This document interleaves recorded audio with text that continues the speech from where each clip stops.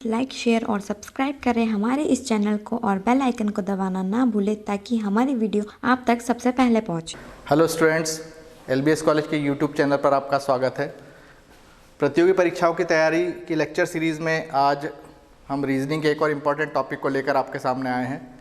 Topic का नाम है डायरेक्शन एंड डिस्टेंस, दिशा एवं दूरी की आज हम बात करेंगे। तो आइए टॉपिक शुरू करते हैं।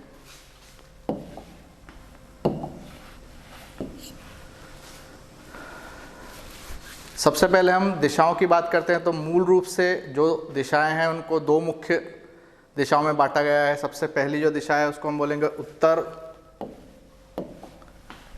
और दक्षिण। इन दो दिशाओं के अतिरिक्त दो अन्य जो दिशाएं जो हम लोग दिशा और दूरी के अंतर्गत यूज़ करते हैं वो है पूर्व, ईस्ट और पश्चिम। तो जब हम पेपर पर या क्वेश्चन सॉल्व करते समय जब हम दिशाओं को प्लॉट करते हैं तो आपको ध्यान रखना है, ऊपर की तरफ हम बनाएंगे उत्तर, नीचे की तरफ बनाएंगे दक्षिण, हमारे राइट हैंड की तरफ बनाएंगे ईस्ट या पूर्व और लेफ्ट हैंड की तरफ बनाएंगे वेस्ट या पश्चिम। इस तरीके से हमको दिशाओं को समझना है। अब ये वाला जो बीच का पूरा पोर्शन है जो नॉर्थ और ईस्ट के बीच में आ रहा है, इसमें किसी भी जगह कोई ऑब्जेक्ट लोकेट है तो उसकी सिचुएशन को या उसकी लोकेशन को हम किस दिशा में है कैसे बताएंगे, तो हम उसको नॉर्थ ईस्ट दिशा में कहेंगे। हम इसको कहेंगे कि हमारा जो ऑब्जेक्ट है नॉर्थ ईस्ट दिशा में प्लेस्ड है या नॉर्थ ईस्ट दिशा में लोकेटेड है। ठीक इसी प्रकार इस पोर्शन में कहीं भी अगर आपका ऑब्जेक्ट है तो उसकी जो डायरेक्शन कहलाएगी वो कहलाएगी साउथ ईस्ट। इस पोर्शन में यदि कोई ऑब्जेक्ट लोकेटेड है तो इसकी डायरेक्शन कहलाएगी साउथ वेस्ट, और इस पोजीशन में अगर कोई ऑब्जेक्ट है तो उसकी डायरेक्शन कहलाएगी नॉर्थ वेस्ट।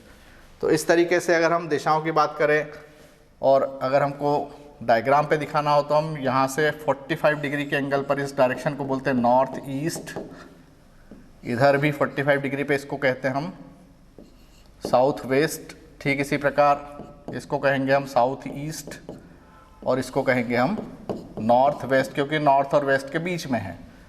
तो इस तरीके से हमको दिशाओं को समझना है। आपको इस डायग्राम में सारी दिशाएं क्लियरली समझ में आ रही होगी।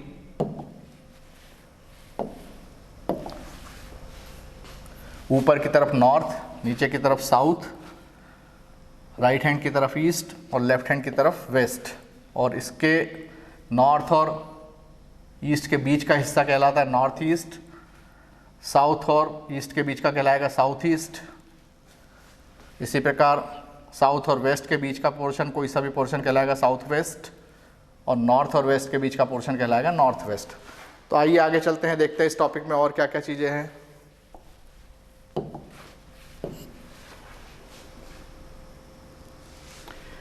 तो अब हम बात करते हैं शेडो की या परछाई की। किसी भी ऑब्जेक्ट की जो शेडो या परछाई बनती है वो लाइट के कारण बनती है। तो हम अगर परछाई की यहाँ बात करें तो हम सूर्य की पोजीशन के आधार पर परछाई की लोकेशन को समझेंगे। तो आपको एक बात ध्यान रखना है कि परछाई हमेशा सूर्य के विपरीत दिशा में बनती है। जिस दिशा में सूर्य होगा उसके अपोजिट डायरेक्शन में परछाई बनेगी, भले ही आपका फेस किसी भी दिशा में हो। तो जैसे यहाँ लिखा हुआ है कि परछाई या शेडो सदैव सूर्य की दिशा के विपरीत दिशा में बनती है, चाहे वस्तु का मुख किसी भी दिशा में हो। आपका मुंह चाहे पूर्व में हो, चाहे पश्चिम में हो, चाहे उत्तर में हो, चाहे दक्षिण में हो। यदि सूर्य पश्चिम दिशा में तो आपकी परछाई पूर्व दिशा में बनेगी।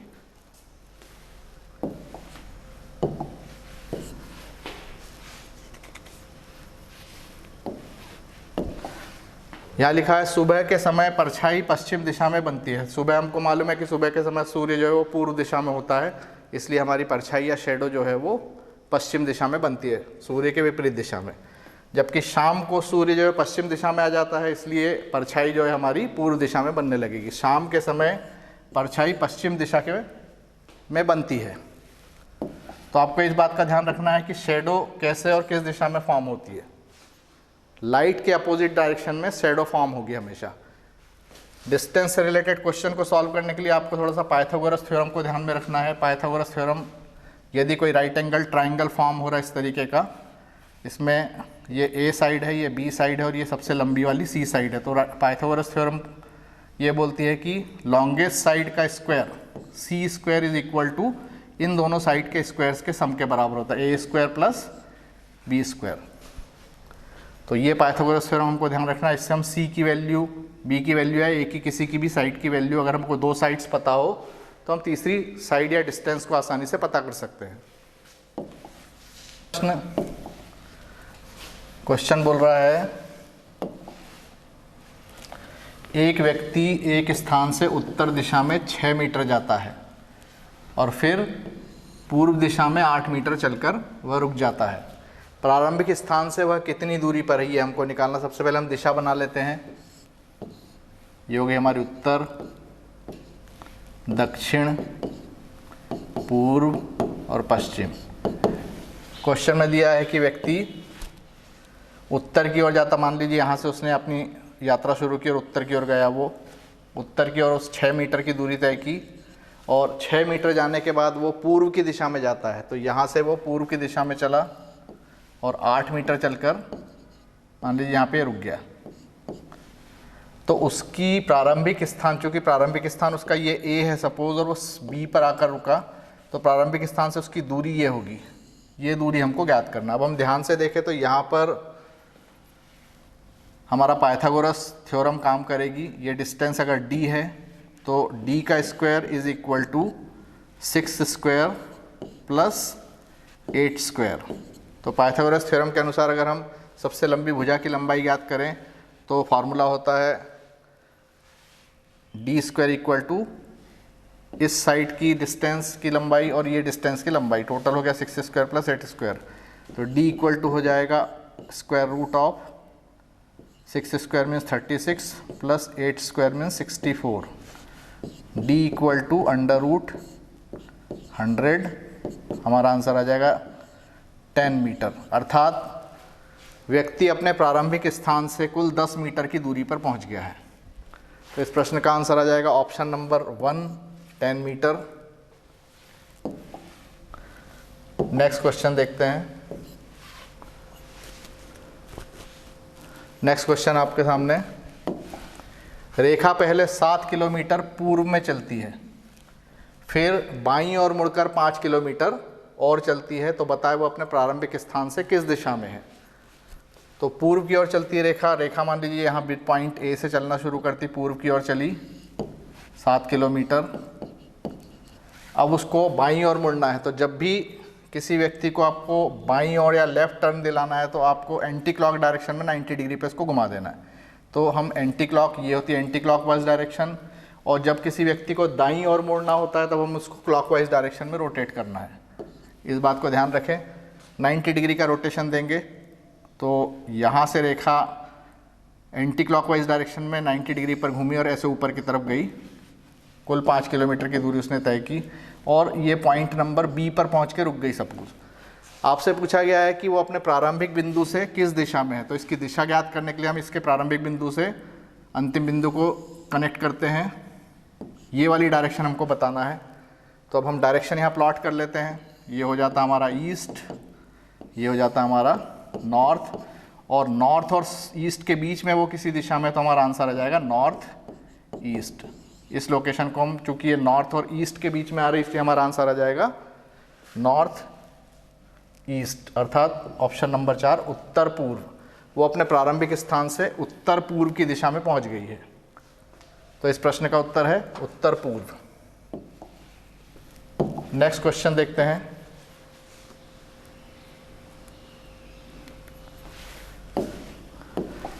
मोहन 25 मीटर दक्षिण दिशा में चला।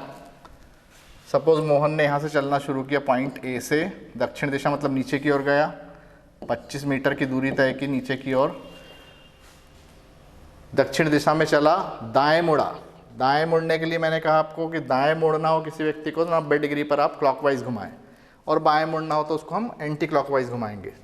तो वो यहाँ से दाएं मुड़ा, क्लॉकवाइज डायरेक्शन मतलब ये ऐसे घुमाना 90 डिग्री पे। तो वो किस तरफ मुड़ेगा, वो इस तरफ मुड़ेगा। तो दाएं मुड़कर 90 डिग्री पे आपको घुमा दिया दाहिनी तरफ, यानी क्लॉकवाइज डायरेक्शन में, और 15 मीटर फिर और चला। यहाँ उसने 15 मीटर की दूरी तय की, पॉइंट ए से बी पे आया, बी से सपोज सी पे आया। उसके बाद वो बाईं तरफ मुड़ा। बाएं घुमाने के लिए उसको हम एंटी क्लॉकवाइज डायरेक्शन में 90 डिग्री घुमाएंगे। एंटी क्लॉकवाइज डायरेक्शन मतलब ऐसे घुमाएंगे हम उसको। तो जब ये ऐसे घूमेगा तो नीचे की तरफ जाएगा। इस डायरेक्शन में 25 मीटर और चला वो, और 25 मीटर चल के पॉइंट सपोज डी पर आ गया। अब आपसे पूछा गया है कि अब वह अपने प्रारंभिक बिंदु से कौन सी दिशा में पहुंच गया। तो प्रारंभिक बिंदु ये है उसका, अंतिम बिंदु उसका ये है, दोनों को हम एक लाइन से जोड़ेंगे और उसकी दिशा हमको ज्ञात करनी, ये हमारा दिशा होगी। अब हम यहाँ पर स्टार्टिंग पॉइंट से हमसे दिशा मांगी गई, तो यहाँ पे हम अपनी डायरेक्शन प्लॉट कर लेते हैं। तो डायरेक्शंस हमारी हो गई ये नॉर्थ, ईस्ट, साउथ और वेस्ट। अब हम देखते हैं ये जो डायरेक्शन आ रही है वेस्ट और साउथ के बीच में आ रही है, साउथ और वेस्ट के बीच में आ रही है, तो इसलिए इस पॉइंट डी की जो डायरेक्शन होगी वो हो जाएगी साउथ वेस्ट। तो हमारा आंसर आ जाएगा ऑप्शन नंबर 3, दक्षिण पश्चिम या साउथ वेस्ट। तो मोहन अब अपने प्रारंभिक बिंदु ए से दक्षिण पश्चिम दिशा में पहुंच गया है। तो इस प्रश्न का उत्तर दक्षिण पश्चिम। अगला प्रश्न देखते हैं। रोहन बिंदु पी से उत्तर दिशा में 20 किलोमीटर चलता है। डायरेक्शन हमारी हो गई नॉर्थ, साउथ, ईस्ट और वेस्ट। 20 किलोमीटर उत्तर दिशा में चला था। सपोज इस बिंदु से मोहन ने चलना शुरू किया, तो ये यहाँ पर आ गया। सपोज बिंदु पी से चलना शुरू किया, 20 किलोमीटर चला वो उत्तर दिशा में। फिर दाएं मुड़ा, दाएं घुमाने के लिए आपको क्लॉकवाइज डायरेक्शन में घुमाना, ऐसे घुमाएंगे हम, तो ये होगी इसकी दाएं मुड़ने के बाद की डायरेक्शन। यहाँ पे 10 किलोमीटर चला और 10 किलोमीटर चलने के बाद वो पुनः दाएं मुड़ा, फिर उसको क्लॉकवाइज घुमा देंगे हम, तो अब नीचे की तरफ आएगा वो। और अब वो 20 किलोमीटर फिर चला, ये होगी डिस्टेंस 20 किलोमीटर। ये और ये दोनों 20-20 किलोमीटर हो गए। चलकर वो बिंदु क्यू पर पहुंचता है। ये सपोज बिंदु क्यू पर पहुंच गया। आपसे पूछा गया रोहन का मुख किस दिशा में है। तो रोहन चूंकि ऐसा चला, फिर ऐसा चला, उसके बाद नीचे की तरफ आ रहा है। जब वो नीचे की तरफ या दक्षिण की तरफ आ रहा है तो उसका मुख कौन सी दिशा में होगा? उसका मुख दक्षिण दिशा में होगा, क्योंकि नीचे की तरफ दक्षिण दिशा है। तो हमारा आंसर आ जाएगा दक्षिण।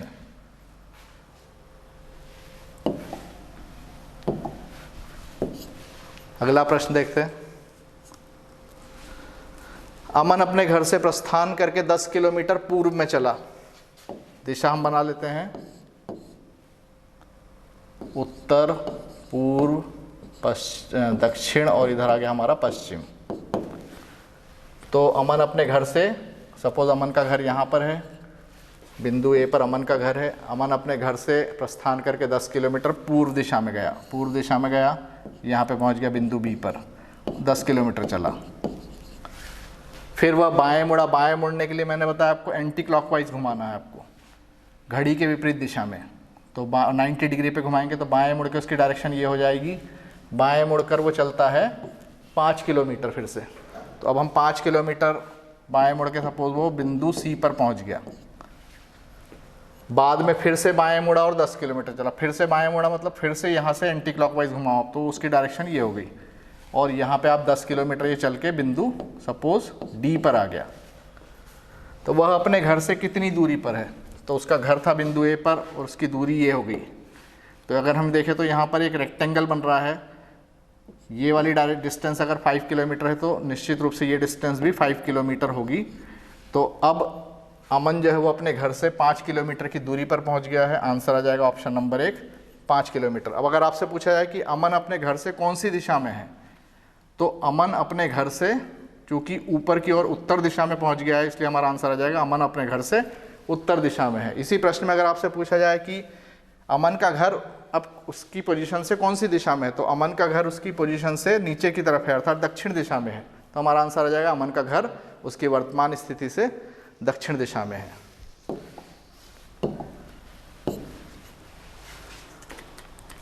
तो ये कुछ इंपॉर्टेंट क्वेश्चंस हमने देखे दिशा और दूरी से संबंधित टॉपिक पर आधारित। अगले टॉपिक में, अगले लेक्चर में हम इसके बाद किसी और नए टॉपिक के साथ में आपसे फिर से मिलेंगे। तब तक के लिए खुश रहिए, पढ़ते रहिए। Thank you very much.